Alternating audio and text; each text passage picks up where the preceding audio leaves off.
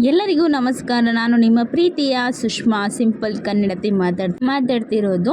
So ಬನ್ನಿ, okay friends, ಇವತ್ತಿನ video ಏನು ಅಂತ ನೋಡೋದಾದರೆ, ಸೊ ನಿಮಗೆ ಪ್ರತಿ ತಿಂಗಳು 15,000 ಸಂಬಳ ಬರುವಂತಹ ಒಂದು ಕೆಲಸ ಕೂಡ ಇದೆ. ಏನು ಕೆಲಸ, ಏನು ವಿದ್ಯಾರ್ಹತೆ ಬೇಕು ಅನ್ನೋದನ್ನ ಬಗ್ಗೆ ಸಂಪೂರ್ಣವಾದಂಥ ಮಾಹಿತಿಯನ್ನು ಕೊಡ್ತೀನಿ. ಆದಷ್ಟು ಅಲ್ಲ, ಗೃಹಲಕ್ಷ್ಮಿ ಯೋಜನೆ 2,000 ಹಣ ಆಲ್ರೆಡಿ 3 ತಿಂಗಳಿಂದ ನಿಮಗೆ ಬಂದೇ ಇಲ್ಲ. ಹೌದು, ಸೊ ಈಗ ನಮ್ಮ ಮುಖ್ಯಮಂತ್ರಿಗಳಾದಂತಹ CM ಸಿದ್ದರಾಮಯ್ಯ ಅವರು ಮೂಡ ಹಗರಣದಲ್ಲಿ ಸಿಕ್ಕಾಕೊಂಡು ಬಿಟ್ಟಿದ್ದಾರೆ. ಸೊ ಅವರಿಗೆ ರಾಜೀನಾಮೆ ಕೊಡಬೇಕು ಅಂತ ಹೇಳ್ಬಿಟ್ಟು ವಿಪಕ್ಷಗಳು ಕೂಡ ತುಂಬಾ ಟ್ರೈ ಮಾಡ್ತಾ ಇದ್ದಾರೆ. ಸೊ ಆ ಕಾರಣಕ್ಕೆ ಅವರು ರಾಜೀನಾಮೆ ಏನಾದರೂ ಕೊಟ್ಬಿಟ್ರೆ, ಸೊ ಇಲ್ಲಿ ಗ್ಯಾರಂಟಿ ಯೋಜನೆಗಳು ಏನಾದರೂ ನಿಂತು ಹೋಗುತ್ತಾ, ಗೃಹಲಕ್ಷ್ಮಿ ಆಗಿರ್ಬೋದು ಅಥವಾ ಉಚಿತ ಬಸ್ ಪ್ರಯಾಣ ಆಗಿರ್ಬೋದು, ಅನ್ನಭಾಗ್ಯ ಯೋಜನೆ ಆಗಿರ್ಬೋದು, ಸೊ ಈ ರೀತಿಯಾಗಿ ಏನಾದರೂ ಸ್ಟಾಪ್ ಆಗುತ್ತಾ ಅಂತ ಹೇಳಿಬಿಟ್ಟು TV ಮಾಧ್ಯಮದವರೇ ಮುಖ್ಯಮಂತ್ರಿಗಳಿಗೆ ಪ್ರಶ್ನೆಯನ್ನು ಮಾಡ್ತಾ ಇದ್ದಾರೆ. ಸೊ ಇದಕ್ಕೆ ನಮ್ಮ ಮುಖ್ಯಮಂತ್ರಿಗಳ ಉತ್ತರ ಏನು ಸಿಗ್ತಾ ಇದೆ ಅನ್ನೋದ್ರ ಬಗ್ಗೆ ನಾನು ನಿಮಗೆ ತಿಳಿಸ್ಕೊಡ್ತಾ ಇದ್ದೀನಿ ಕಂಪ್ಲೀಟಾಗಿ. ಗೌರಿ ಗಣೇಶ ಹಬ್ಬಕ್ಕೆ 4,000 ಏನು ಕೊಡ್ತೀವಿ ಅಂತ ಹೇಳಿದರು, 12-13ನೇ ಕಂತಿನ ಅಂತಂದರೆ ಹಣ ಅಂದರೆ ದಸರಾ ಹಬ್ಬಕ್ಕೆ ಕೊಡ್ತಾರಾ ಇಲ್ವಾ ಅಂತ ಹೇಳಿಬಿಟ್ಟು, ಸೊ ಸರ್ಕಾರ ಏನಂತ ಉತ್ತರ ಕೊಡ್ತಾ ಇದೆ ಅನ್ನೋದ್ರ ಬಗ್ಗೆ ಕೂಡ ಇವತ್ತಿನ ವಿಡಿಯೋದಲ್ಲಿ ಸ್ಪಷ್ಟನೆ ನಿಮಗೆ ಸಿಗುತ್ತೆ. ಓಕೆನಾ?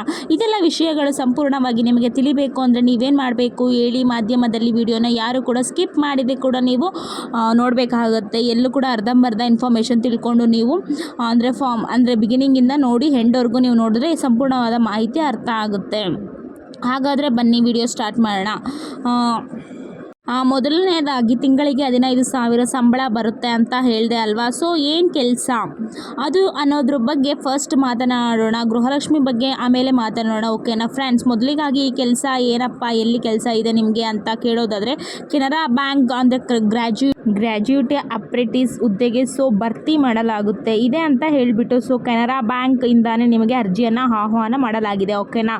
ಟೋಟಲ್ ಇಲ್ಲಿ 3,000 ಅಭ್ಯರ್ಥಿಗಳು ಬೇಕಾಗಿದ್ದಾರೆ ಕೆನರಾ ಬ್ಯಾಂಕ್ ಹುದ್ದೆಗೆ. ಓಕೆನಾ? ಸೊ ಈ ಒಂದು ಹುದ್ದೆಗೆ ಆಯ್ಕೆ ಆಯಿತು ಅಂತ ಹೇಳಿದರೆ ನಿಮಗೆ ತಿಂಗಳಿಗೆ 15,000 ಸಂಬಳ ಇರುತ್ತೆ. ಸೊ ಯಾವ ರೀತಿಯಾಗಿ ನೀವು ಅರ್ಜಿಯನ್ನು ಹಾಕಬೇಕು, ಏನೆಲ್ಲ ಡಾಕ್ಯುಮೆಂಟ್ಸ್ ಬೇಕಾಗುತ್ತೆ, ಏನು ವಿದ್ಯಾರ್ಥಿ ಬೇಕಾಗುತ್ತೆ ಅಂತ ಹೇಳ್ಬಿಟ್ಟು ಒಂದೊಂದಾಗಿ ಹೇಳ್ತಾ ಹೋಗ್ತೀನಿ ನೋಡಿ. ಮೊದಲಿಗೆ ಇಲ್ಲಿ ಅಪ್ಲಿಕೇಶನ್ ಅಂದರೆ ಫೀಲ್ ಕೂಡ ಇರುತ್ತೆ, 300 ರೂಪಾಯಿ ಇರುತ್ತೆ ಅಪ್ಲಿಕೇಶನ್ ಫೀಸ್. ನೀವು ಯಾವುದೇ ಸೈಬರ್ ಸೆಂಟರ್ಗೆ ಹೋಗ್ಬಿಟ್ಟು ಅಪ್ಲಿಕೇಶನ್ ಹಾಕಿ ಬರ್ಬೋದು. ನಿಮಗೆ ಲಿಂಕ್ ಬೇಕು ಅಂತ ಹೇಳಿದರೆ www.com ಕೆನರಾ ಬ್ಯಾಂಕಿನ್ ಅಂತ ಹೇಳ್ಬಿಟ್ಟು ಓಕೆನಾ.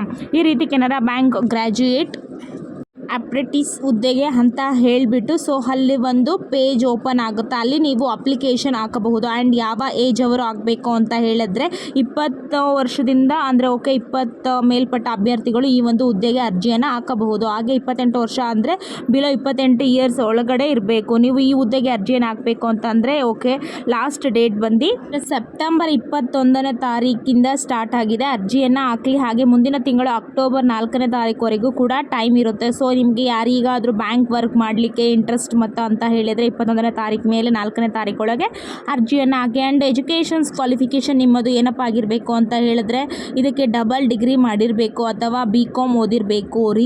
ಈ ರೀತಿಯಲ್ಲಿ ರೂಲ್ಸ್ ಇಲ್ಲ. ಓಕೆನಾ? ಏನೇ ಡಿಗ್ರಿ ಅಂತ ಕೇಳಿದರೆ ನೀವು BA ಅಂದರೆ ಆದರೂ ಮಾಡಿರಿ, BCom ಆದರೂ ಮಾಡಿರಿ, BCA ಮಾಡಿರಿ, BBM ಆದರೂ ಮಾಡಿರಿ, ಒಟ್ಟಾರೆ ಪದವೀಧರರು ಆಗಿರಬೇಕು.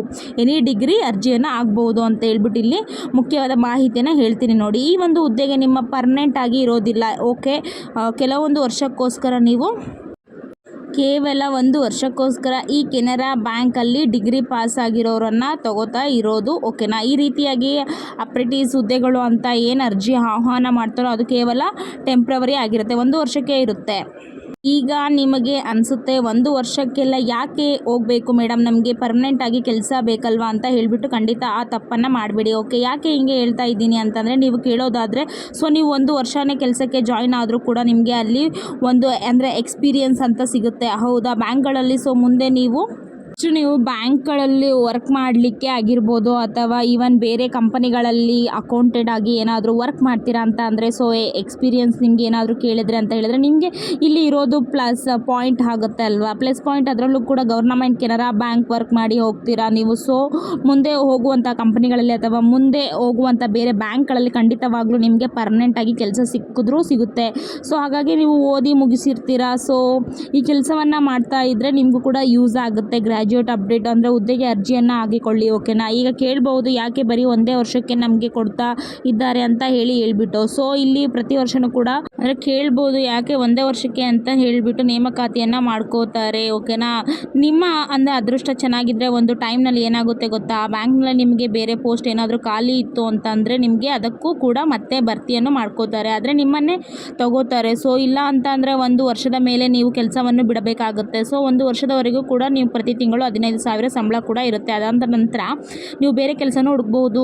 ನಿಮಗೆ ಡಿಗ್ರಿ ಮಾಡಿರುವಂಥವರಿಗೆ ಈ ಒಂದು ಕೆಲಸ ಬಗ್ಗೆ ಕಂಪ್ಲೀಟ್ ಆದಂಥ ಮಾಹಿತಿ ಸಿಕ್ತು ಅಂದ್ಕೊಂಡಿದ್ದೀನಿ. ಇಂಟ್ರೆಸ್ಟ್ ಇರೋರು ಹೋಗಿ ಅಕ್ಟೋಬರ್ 4ನೇ ತಾರೀಕು ಒಳಗಡೆ ಅರ್ಜಿಯನ್ನು ಹಾಕಬೇಕಾಗತ್ತೆ.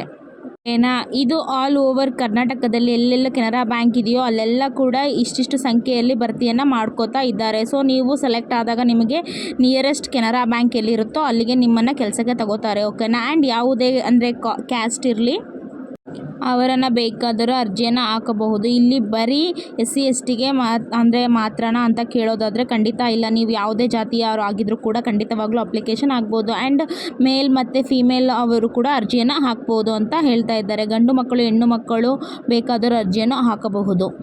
ಯಾರು ಬೇಕಾದರೂ ಕೂಡ ಅರ್ಜಿಯನ್ನು ಹಾಕಬಹುದು. ಸೊ ಬನ್ನಿ ಹಾಗಾದರೆ ಇವಾಗ ಗೃಹಲಕ್ಷ್ಮಿ ಯೋಜನೆಯ ಬಗ್ಗೆ ಮಾತನಾಡೋಣ. ಸೊ ನಿಮಗೆ ಗೊತ್ತೇ ಇದೆ, ಇದುವರೆಗೂ 12-13 ಕಂತಿನ ಬರಲೇ ಇಲ್ಲ. ಸರ್ಕಾರ ಹೇಳಿತ್ತು ಗೌರಿ ಗಣೇಶ ಹಬ್ಬಕ್ಕೆ ಕೊಡ್ತೀವಿ ಅಂತ ಹೇಳ್ಬಿಟ್ಟು. ಸೊ ಖಂಡಿತ ನಿಮಗೂ ಕೂಡ ಕೆಲವೊಂದಿಷ್ಟು ಜನಕ್ಕೆ ಸಿಟ್ಟು ಬಂದಿರುತ್ತೆ.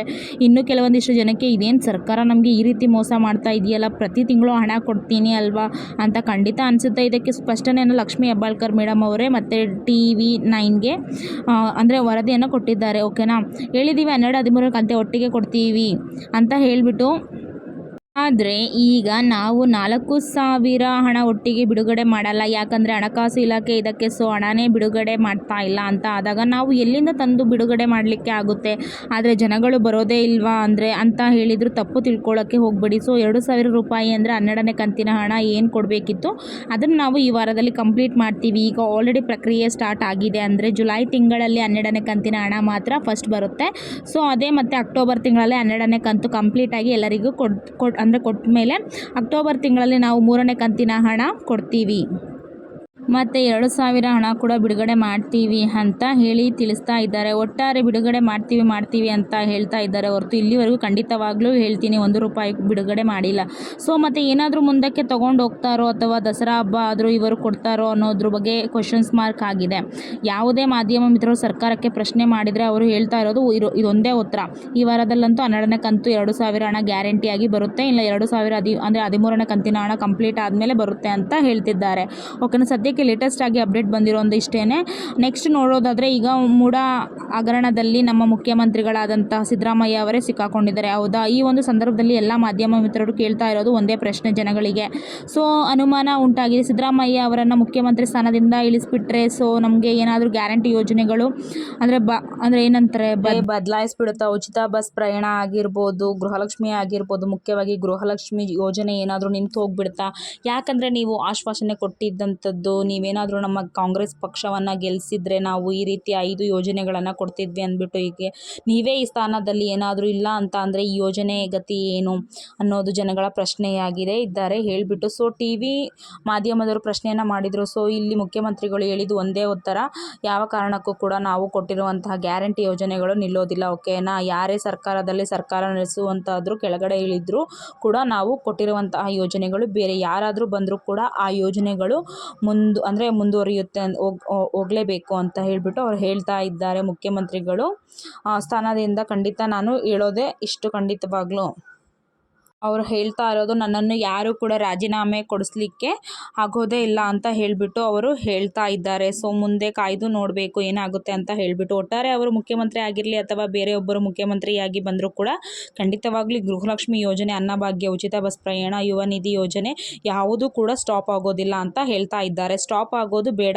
ಅಟ್ಲೀಸ್ಟ್ ಪ್ರತಿ ತಿಂಗಳು ಅಂದರೆ ಕೊಡೋದನ್ನು ನಮ್ಮ ಜನಗಳಿಗೆ ಪಾಪ ಕೊಟ್ಟರೆ ಸಾಕಾಗಿ ಬಿಡುತ್ತೆ, ಸಾಕಾಗಿಬಿಟ್ಟಿದೆ. ಆ್ಯಂಡ್ ನಿಮ್ಮ ಅಭಿಪ್ರಾಯ ಏನು ಮುಖ್ಯಮಂತ್ರಿಗಳ ಬಗ್ಗೆ? ಸೊ ಇಷ್ಟೆಲ್ಲ ಕೂಡ ಅಂದರೆ ಹಗರಣದ ಬಗ್ಗೆ ನಡೀತಾ ಇದೆ ಅಲ್ವಾ? ಸೊ ಮುಖ್ಯಮಂತ್ರಿಗಳು ರಾಜೀನಾಮೆ ಕೊಟ್ಟರೆ ಒಳ್ಳೆಯದು ಅನಿಸುತ್ತಾ, ಅಥವಾ ಇಲ್ಲ ಅವರೇ ಮುಖ್ಯಮಂತ್ರಿಯಾಗಿ ಇರಬೇಕು ಅಂತ ನಿಮಗೆ ಅನಿಸುತ್ತಾ? ಹೇಳ್ಬಿಟ್ಟು ದಯವಿಟ್ಟು ಕಮೆಂಟ್ ಬಾಕ್ಸ್ನಲ್ಲಿ ತಿಳಿಸಿ, ಮಾಡೋದನ್ನು ಮರಿಬೇಡಿ. ನಿಮ್ಮ ಅಭಿಪ್ರಾಯ ಕೂಡ ತುಂಬಾ ಮುಖ್ಯ ಆಗಿರುತ್ತೆ. ಆ್ಯಂಡ್ ಕೆಲವೊಬ್ಬರು ಅದನ್ನು ಹೇಳ್ತಿದ್ದಾರೆ, ನಾವು ಆದ ತಕ್ಷಣ ಅವರು ಮುಖ್ಯಮಂತ್ರಿಯಾಗಿ ಉಳಿದುಕೊಂಡು ಬಿಡ್ತಾರಾ, ಅಥವಾ ನಾವು ಕೆಳಗಡೆ ಇಳಿಸ್ಬಿಡಿ ಅವರನ್ನು ಅಂತ ಆದರೆ ಹೇಳ್ಬಿಟ್ಟು. ಸೊ ಖಂಡಿತವಾಗ್ಲೂ ಆ ರೀತಿ ತಿಳ್ಕೊಬೇಡಿ. ಇಲ್ಲಿ ಜನಗಳ ಅಭಿಪ್ರಾಯ ಕೂಡ 80% ಮುಖ್ಯ ಆಗಿರುತ್ತೆ. ಯಾವುದೇ ರಾಜಕೀಯ ಅಂತ ಆದರೂ ಕೂಡ ಅದು ಜನಗಳಿಂದನೇ ಅವರು ಜನಗಳಿಂದ ಬಂದಿರ್ತಾರೆ. ಜನಗಳು ಏನಂತ ಉತ್ತರವನ್ನು ಕೊಡ್ತಾರೆ ಅಂತ ಹೇಳಿಬಿಟ್ಟು ಸೊ ಇಲ್ಲಿ ಪೋಲಿಂಗ್ ನಡೀತಾ ಇರುತ್ತೆ. ಹಾಗಾಗಿ ಕೇಳ್ತಾ ಇದ್ದೀನಿ, ನಿಮ್ಮ ಅಭಿಪ್ರಾಯವನ್ನು ತಿಳಿಸೋಣ ಮರಿಬೇಡಿ. ಆ್ಯಂಡ್ ಗೃಹಲಕ್ಷ್ಮಿ ಯೋಜನೆ ದಸರಾ ಹಬ್ಬಕ್ಕೆ ಬರುತ್ತೆ ಅಂತ ಹೇಳಿದ್ದಾರೆ. ನಾವು ಕೂಡ ಕಾಯ್ದು ನೋಡಬೇಕಾಗುತ್ತೆ. ಅಟ್ಲೀಸ್ಟ್ ದಸರಾ ಹಬ್ಬಕ್ಕೆ ಬಂದರೆ 2,000 ಏನೋ ಮಕ್ಕಳಿಗೆ ಬಟ್ಟೆ ಗಿಟ್ಟೆ ತರೋದಕ್ಕೆ ಅದ್ರ ಕಡೆಯಿಂದ ಸರ್ಕಾರ ಹೆಲ್ಪ್ ಆಗುತ್ತೆ ಅನ್ನೋದು ನನ್ನ ಅಭಿಪ್ರಾಯ. ಯಾಕಂದರೆ ಸಾಕಷ್ಟು ಬಡ ಮಹಿಳೆಯರು ಇರ್ತಾರೆ. 2,000 ಹಣಕ್ಕೋಸ್ಕರ ಹೌದಾ? ಇದಿಷ್ಟು ಇವತ್ತಿನ ಮಾಹಿತಿ ಆಗಿರುತ್ತೆ. ಕೆಲವೊಬ್ಬರು ಕೇಳ್ತಾ ಇದ್ರಿ, ಅನ್ನಭಾಗ್ಯ ಯೋಜನೆ ಹಣನೇ ಬರ್ತಾ ಇಲ್ಲ ಮೇಡಮ್ ಅಂತ ಹೇಳಿಬಿಟ್ಟು. ಸೊ ಅದರ ಬಗ್ಗೆ ಖಂಡಿತ ನೆಕ್ಸ್ಟ್ ವಿಡಿಯೋದಲ್ಲಿ ತಿಳಿಸ್ಕೊಡ್ತೀನಿ. ಸೊ ಎಷ್ಟು ತಿಂಗಳಿಂದ ಬಂದಿಲ್ಲ, ಆ್ಯಂಡ್ ಯಾವಾಗ ನಿಮಗೆ ಅನ್ನಭಾಗ್ಯ ಯೋಜನೆ ಹಣ ಬರ್ತಾನೆ ಇಲ್ವಾ ಯಾರೊಬ್ಬರಿಗೆ ಅನ್ನೋದ್ರ ಬಗ್ಗೆ ಕೂಡ ಕಂಪ್ಲೀಟ್ ಆಗಿ ಮಾಹಿತಿನ ಕೊಡ್ತೀನಿ, ಓಕೆನಾ? ಆ್ಯಂಡ್ ನನ್ನ ಚಾನಲ್ ಎಲ್ಲ ಯಾರ್ಯಾರು ನೋಡ್ತಾ ಇದ್ದೀರಾ, ಯಾರ್ಯಾರಿಗೆಲ್ಲ ಯೂಸ್ ಆಯಿತು ಅವರೆಲ್ಲ ಒಂದು ಲೈಕ್ ಆಗಿ ಒಂದು ಸಬ್ಸ್ಕ್ರೈಬ್ನ ಮಾಡಿಕೊಂಡು ನನ್ನ ವಿಡಿಯೋನ ಕಂಟಿನ್ಯೂ ಆಗಿ ನೋಡ್ತಾ ಇರಿ ಅಂತ ಹೇಳ್ತಾ ಥ್ಯಾಂಕ್ ಯು ಸೋ ಮಚ್.